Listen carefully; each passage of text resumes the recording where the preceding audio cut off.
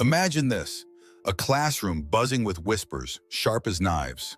A boy sits at the back, head down, clutching his backpack like it's his last lifeline. Then a shadow looms over him. The vice principal, her lips curled into a sneer, drops a detention slip on his desk. "This school isn't a stage for your nonsense," she snaps. The room erupts in snickers. That same night, he stumbles home, heart pounding, and spills his truth to his father. The man's face hardens, eyes like steel. "You're not my son if you live like that," he says, and the door slams shut, not just on the house, but on everything the boy ever knew. His name was Liam, a lanky 17-year-old with messy brown hair and a quiet smile that hadn't shown itself in weeks. He lived in Elmwood, a sleepy little town in the American Midwest, where pickup trucks lined the streets and Sunday church bells drowned out any whisper of change.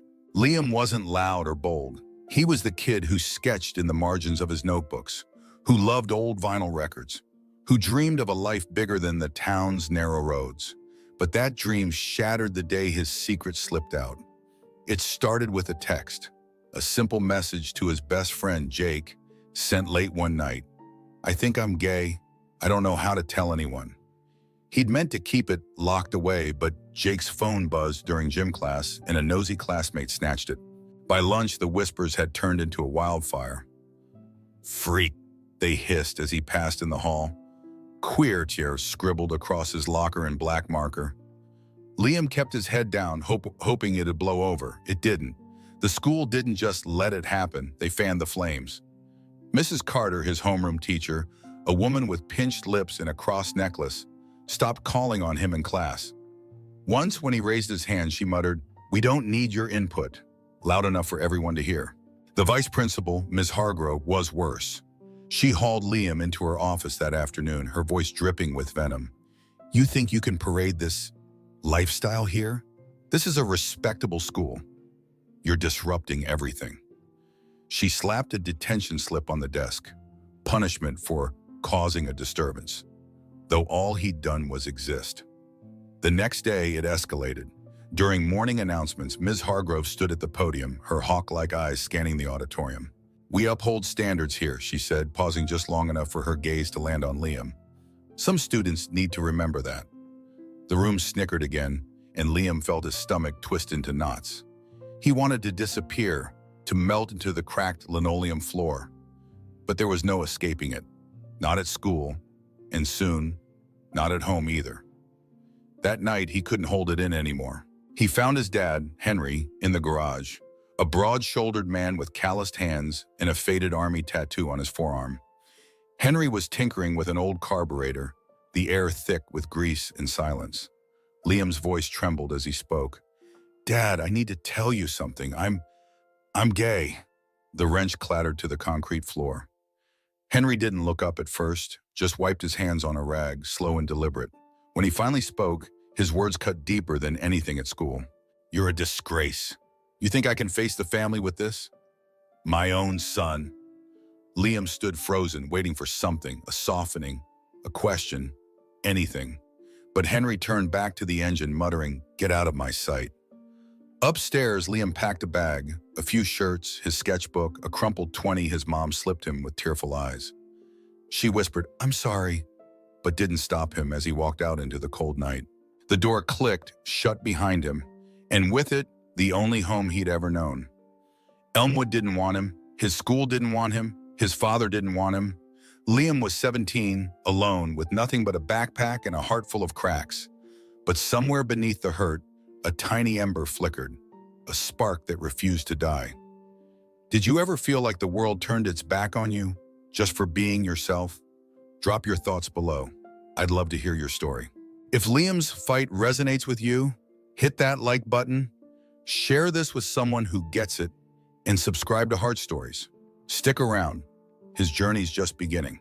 Rain streaked down the grimy window of a cramped attic room, barely bigger than in a closet. Liam could brush the peeling walls with his fingertips if he stretched out. But it was his, a fragile refuge carved out with $200 a month, scraped together from his mom's tear-stained 20, and the promise of a paycheck. That first night, he sank onto a lumpy mattress, the springs groaning under his weight. The The streetlight outside flickered, casting jagged shadows across his hollowed cheeks. He was 17, untethered, a ghost in his own life. The silence roared louder than the rain, but then he reached for his sketchbook, flipped to a fresh page, and scratched out a vow. They think they've broken me. They don't know I'm still here. Elmwood High wasn't letting go without a fight. School turned into a gauntlet, each day a fresh wound. Monday morning, Liam shuffled into the cafeteria, his tray wobbling with a bruised apple and a soggy sandwich. Every table shifted as he approached. Backs turned, chairs scraped away. A kid with braces and a cruel grin kicked a seat out just as Liam passed. He crashed to the floor, his apple tumbling into a puddle of spilled milk. Laughter erupted, a jagged chorus, but it was Ms. Hargrove's voice that cut deepest. She loomed in the doorway, arms crossed, her sneer sharper than her heels.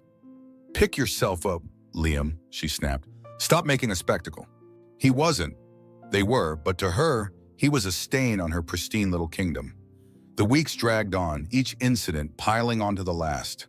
His English essay, a raw piece about finding courage in shadows, came back slashed with red ink, a D with irrelevant scrawled across the top. It wasn't. Mrs. Carter just couldn't face the truth in his words. Then there was the track team. Liam had loved running since he was 12, the rhythm of his sneakers on dirt, a heartbeat he could control. He showed up for tryouts, laces tied tight, only to see Coach Daniels wave him off before he even started. "Team's full," the man muttered, his whistle swinging like a pendulum. Ms. Hargrove stood nearby, her shadow long and smug. Liam's fists balled up, nails digging into his palms, not from shame, but from a fire starting to smolder inside. He found an anchor at Brew and Bean, a rundown coffee shop with chipped mugs and a sticky counter. Marla, the owner, was a wiry woman with a smoker's cough and a no-nonsense stare. "Pour straight, don't skim the till, and you're golden," she grunted, tossing him a stained apron. The work was rote, grinding beans, steaming milk, scrubbing stains, but it steadied him. After closing, he'd linger in the back, nursing a lukewarm coffee, the hiss of the espresso machine, a shield against the echoes of sneers and slammed doors. It was there, under the buzz of a dying fluorescent light, that he started writing again, not doodles, but real jagged thoughts. He launched a blog, Shadow Boy, and poured himself into it. "They want me, Wayne. I'm not leaving." The words found an audience, slow at first, a handful of views, astray, like. Then it grew. A comment popped up one night. "I was you once. You're enough." Another from a teacher miles away. "They can't dim your light." Liam scrolled through them, his breath catching, the glow of his phone a lifeline in the dark. He wrote about the cafeteria fall, the essay that wasn't read, the track shoes he'd never wear again. He didn't name Elmwood, but its small-minded venom seeped into every sentence. Each post was a brick, building something they couldn't tear down. Across town, Henry hunched over his workbench in the garage, the air thick with oil and regret. He wasn't searching for Liam, not openly. But fate nudged him when a buddy, Pete, a bear of a man with grease-stained knuckles, texted him a link. "Your boy's got spine," Pete wrote. Henry hesitated, then clicked. Shadow Boy loaded, and the first line hit him like a punch. "They took my place because I wouldn't hide my truth." He read on, his chest tightening with every post. Liam's words painted a boy he didn't recognize. Not weak, not broken, but fierce. Henry's jaw clenched. He shut the laptop. But the next night he was back, scrolling in secret, the glow of the screen softening the lines on his weathered face. At school, the pressure mounted. A crumpled note waited on Liam's desk one morning. "Get out, freak." That afternoon, Ms. Hargrove caught him in the hall, her voice a hiss. "You're a liability, Liam. One slip and you're expelled." He stared back, his hazel eyes steady, the fire inside him crackling louder. She didn't know about the blog, didn't see the strength he was forging. Liam wasn't just enduring anymore. He was rising, and they couldn't stop him. The air in Brew and Bean hung heavy with the scent of burnt coffee and damp aprons. But for Liam, it was a sanctuary. Late one October night, he sat in the corner, his fingers hovering over his cracked phone screen. Shadow Boy had grown, hundreds of readers now, their comments a chorus of quiet strength. He scrolled through the latest. "You're not invisible to us." His lips twitched into a half smile, the first in months. Then he typed a new post, his breath fogging the cold glass beside him. I'm done hiding. Tomorrow I fight. He hit publish, and something shifted, not just on the screen, but deep in his bones. Liam was ready to step out of the shadows. At Elmwood High, the walls seemed to close in tighter every day. Ms. Hargrove's reign had turned the school into a fortress of rules, and Liam was the enemy within. He'd overheard her once, her voice a venomous whisper to the guidance counselor. He's a walking disruption. We need him gone. But Liam wasn't going anywhere. The student council election was coming, a chance to pick a senior rep, and he saw it like a crack of light in a locked room. He'd run, not to win, but to prove he belonged. His platform was simple, scrawled on a flyer he taped to his locker. A voice for the ones they ignore. By noon, the paper was gone, ripped down, he guessed, by hands that didn't want him heard. The backlash was swift and brutal. Tuesday morning, he found his locker plastered with a new word, loser. Kids snickered as he peeled it off, their voices a low hum of mockery. In history class, Mrs. Carter handed out ballots for the election, her eyes skipping over him like he was a ghost. Only eligible students can run, she said, her tone clipped. Liam raised his hand. I'm eligible. I checked the handbook. Her mouth tightened, but she didn't argue. Not yet. That afternoon, Miss Hargrove summoned him to her office, her desk a barricade between them. Withdraw your name, she said, tapping a pen against a stack of detention slips. You're not fit for this. Liam leaned forward, his voice steady. I'm not withdrawing. Her eyes narrowed, a storm brewing behind them. He didn't stop there. He turned Shadow Boy into a megaphone, posting every night about the election, the taunts, the way the school twisted its own rules to silence him. Readers flooded in, some local, some strangers from across state lines. A girl named Tara, a junior he barely knew, slipped him a note in the hall. I read your blog. I'm voting for you. It was small, but it was fuel. Liam printed more flyers, handed them out in the parking lot, his hands shaking, but his head high. The administration countered hard. Posters vanished overnight, and a new rule appeared on the bulletin board. Candidates must have a clean disciplinary record. Liam's record was a mess thanks to Hargrove's petty citations. He stared at the words, his stomach sinking, but then he clenched his jaw. They wouldn't win this easily. Across town, Henry sat in his garage, the laptop glowing in the dim light. Liam's latest post stared back at him. They're scared of what I could say. Henry's fingers tightened around a lukewarm beer. He remembered his own fights. Not like this, not against a system, but against men in uniforms who tested his grit. Liam's words weren't whiny, they were steel. Henry shut the screen, but the next night he was back, reading again. Then, in a moment he couldn't explain, he opened a blank email. No address, no subject, just words. They can't douse you if you're the flame. He hesitated, then sent it to the blog's anonymous tip line, his heart thudding like it hadn't in years. He didn't sign it, didn't dare, but it was his first crack in the wall he'd built. Back at school, the fight escalated. Friday, the principal called an assembly to address student conduct. Liam sat in the back, arms crossed, as Miss Hargrove took the mic. Leadership requires integrity, she said, her gaze slicing through the crowd to him. Not every candidate reflects our values. The room buzzed, heads turning. Liam's cheeks burned, but he didn't flinch. After, in the hall, she blocked his path. Last chance, Liam. Quit or we'll make you. He met her stare, his voice low but firm. You don't get to decide who I am. She smirked, a predator sizing up prey, but he walked past, his pulse racing with something new. Defiance. That night, Liam checked his blog. Amid the comments was an email, unsigned, raw. They can't douse you if you're the flame. He read it twice, then 3 times, his breath catching. It wasn't Tara, wasn't a stranger. It felt closer, heavier. He didn't know it was Henry, not yet, but the words sank into him like roots into soil. He posted one last time before bed. They think I'll quit. Watch me rise. The election was days away, and Liam wasn't just running. He was fighting, louder than Elmwood could handle. The auditorium smelled of sweat and old wood, a sea of restless students shifting in their seats. Liam stood backstage, his palms slick, his heart hammering against his ribs. It was the final assembly before the student council vote, and he wasn't supposed to be here. Ms. Hargrove had banned him from speaking, her latest rule a noose around his neck. Disruptive students can't address the school. But Liam had slipped in through a side door, his sneakers silent on the worn floor. He clutched a crumpled sheet of paper, his speech, the words he'd rewritten a dozen times under the dim light of his attic room. This wasn't about winning anymore. It was about being heard.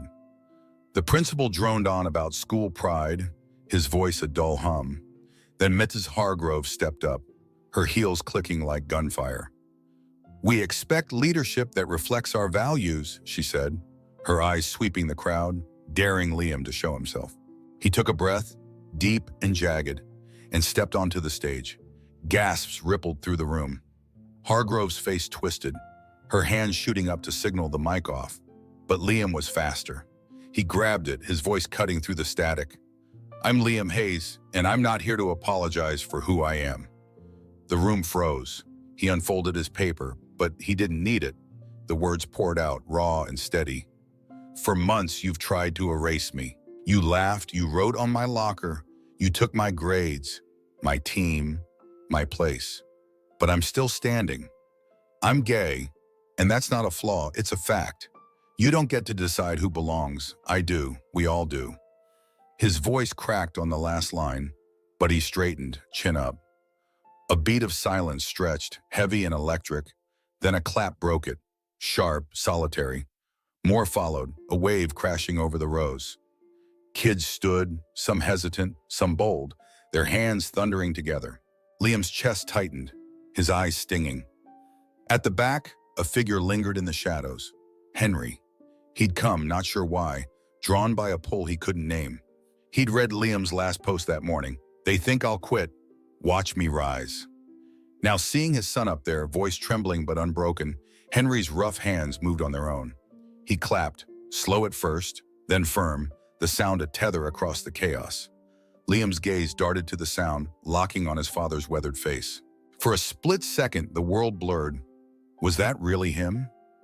Henry's eyes glistened, but he didn't move closer, just stood there, a quiet pillar in the storm. Hargrove stormed forward, her face a mask of fury. "That's enough," she hissed, yanking the mic away. "You're done here." The applause faltered, but the damage was done. Liam's words hung in the air, unshakable. She shoved him toward the wings, her grip tight, but he pulled free, walking off with his head high. The crowd buzzed, whispers chasing him down the hall. He didn't see Henry slip out the back door, didn't hear the echo of those first claps still ringing in his father's ears. Later, in the empty parking lot, Liam leaned against a rusted bike rack, his breath fogging in the November chill. Footsteps crunched behind him, heavy, deliberate. He turned, and there was Henry, his flannel jacket dusted with sawdust, his hands shoved deep in his pockets. Neither spoke at first. Then Henry cleared his throat, his voice rough as gravel. "I saw you up there, didn't think you had that in you." Liam blinked, unsure, his heart a tangle of hope and hurt. Henry looked away, then back, his eyes softer than Liam had ever seen. "I've been reading your words, all of them, every night. I didn't know how to say it before, but I'm proud of you, son." The word son landed like a stone dropped in still water. Liam's throat burned, his fists unclenching. "You kicked me out," he said, voice low. Henry nodded, slow and heavy. "I did, and I was wrong. I was scared of the family, the town, myself, but watching you fight, I couldn't stay quiet anymore." He stepped closer, hesitant. "You're braver than I ever was." Liam didn't reply, just stood there, the weight of years between them shifting, cracking. It wasn't forgiveness, not yet, but it was a start. The auditorium lights had dimmed, but the echo of Liam's voice lingered in Elmwood Con High like a stubborn ghost. Days after his speech, the school buzzed with a different energy. Whispers turned to murmurs of respect, and eyes that once mocked now darted away, unsure. The vote came in on a crisp Friday morning, tallied in secret after Hargrove's protests fell flat. Liam won, not by a landslide, but by enough. He was named senior rep, a title scratched onto a certificate with his name in bold ink. For the first time, he walked the halls without shrinking, his shoulders squared, his sneakers tapping a rhythm of quiet victory. But the real storm broke later. Liam's blog Shadow Boy had exploded. Thousands of views, shares rippling beyond Elmwood's borders. A local paper picked it up, then a bigger one, and soon a grainy photo of him on that stage was everywhere. With it came heat. An anonymous letter, sharp, detailed, undeniable, landed on the district superintendent's desk, listing every twisted rule Ms. Hargrove had wielded against Liam. It wasn't signed, but Henry's rough handwriting hid in every line. By mid-December, Hargrove was gone, her office emptied out, her heels silenced. The school board called it restructuring, but Liam knew the truth. His fight had cracked their walls. Spring brought graduation, a day soaked in sun in the scent of fresh-cut grass. Liam stood on the stage again, this time in a cap and gown, his diploma a hard-won prize. He scanned the crowd, half expecting an empty seat where his dad should have been. But there was Henry, front row, his flannel swapped for a stiff button-up, his hands clasped tight. Their eyes met, and Henry nodded. Small, steady, a promise without words. After the ceremony, they found each other by the bleachers, the noise of celebration fading into a hum. Henry shifted, awkward, then pulled something from his pocket, a worn photo of Liam at 5, gap-toothed and grinning, tucked in Henry's wallet all these years. "Never threw it out," he muttered. Couldn't. They sat on a bench, the silence between them softer now. Henry rubbed his jaw, his voice low. "I don't get all this, the gay stuff, the flags, the words you use, but I get you're my kid, and I should have fought for you sooner." Liam looked at him, the man who'd built a life on oil and grit, now fumbling to rebuild something else. "You fought when it mattered," Liam said, his tone even. "That's enough for now." Henry's mouth twitched, not quite a smile, but close. He'd started calling Liam weekly, short, gruff check-ins, and once he'd even faced down an uncle at a family barbecue growling, "My son's my business, not yours." It wasn't perfect, but it was a start. Liam glanced at the scauching, the weight of the past year lifting just a little. He'd beaten Elmwood's shadows, not just the school, but the ones inside him. And Henry? He wasn't the dad in old sitcoms clapping him on the back with easy pride. He was real, flawed, late, but here. Liam tucked the diploma under his arm, a new chapter ahead, knowing some fights end not with fireworks, but with a quiet hand reaching out in the dark. Did someone ever show up for you when you thought they'd walked away for good? Share your story below. I read every one. If Liam's journey hit home, please share this with someone who needs it, and subscribe to Heart Stories.